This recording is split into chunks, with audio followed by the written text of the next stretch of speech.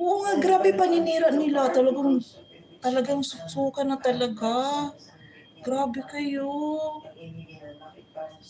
Lalong-lalo yan si Franz Castro. My God. Teacher ka pa naman. Hindi mo na lang alagaan yung uban mo na dumadami na para pigilan yung uban mo kaysa may ipaglaban ka pa sa gobyerno. Tanda ka na. Alagaan mo lang katawan mo. Enjoy mo ng katandaan mo. Huwag ka na makipaglaban. Wala ka ring nagawa eh. Para mapadamo ilang mga lahi ng mga adik. Hi, Jerry.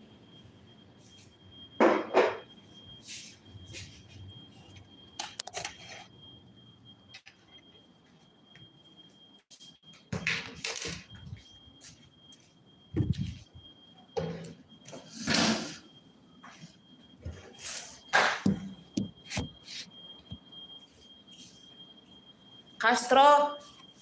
Gusto ko to si Castro Mamet.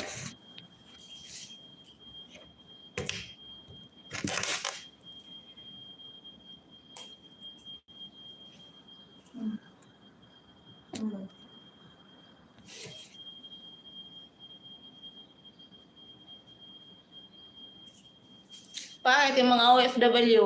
Oh, yun na lang sana yung respeto nyo. Ano na siguro picture sa is? Okay, mga puso. Hindi naman kayo nagpapalamon sa amin eh. Kami, may ambag kami sa inyo.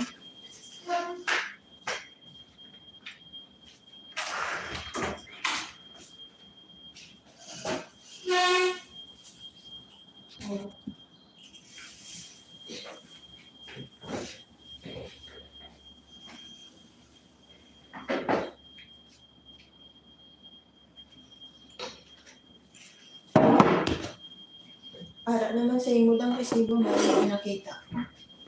Wala sa akin yung Balik yun. Ito ko eh. Nainsi. photos mo nakita.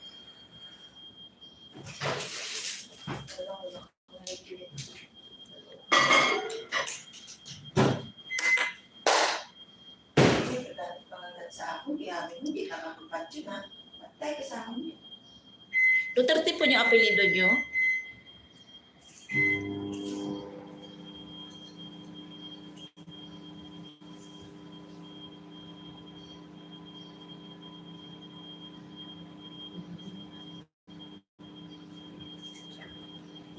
Kasi pag na-impeach si Sara, hindi na siya makatakbo isang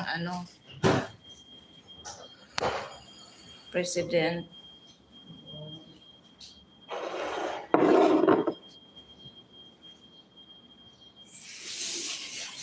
Hindi nyo nire-respeto yung mga taong bumoto.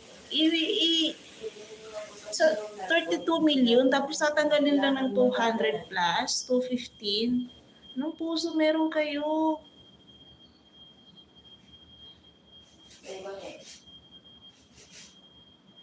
Lalong-lalo yung mga OFW. Diba? Hindi naman kayo nagpapalamon sa mga pamilya namin sa Pilipinas eh.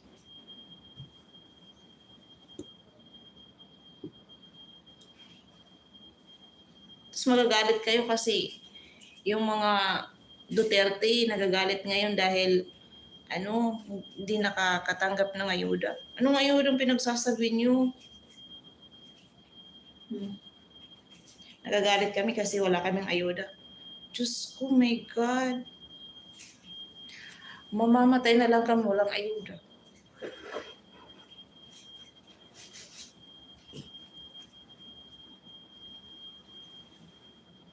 Paano kami bayaran? Hindi nga kami close. Kaya mo lang nanay noon eh. Naon. Walang hiya kayo, grabe.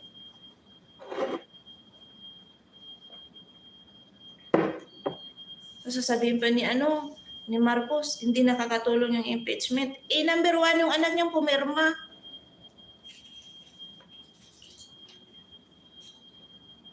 Wala na talaga. Di doon nakakatulong pero sila pa yung number 1. Hello.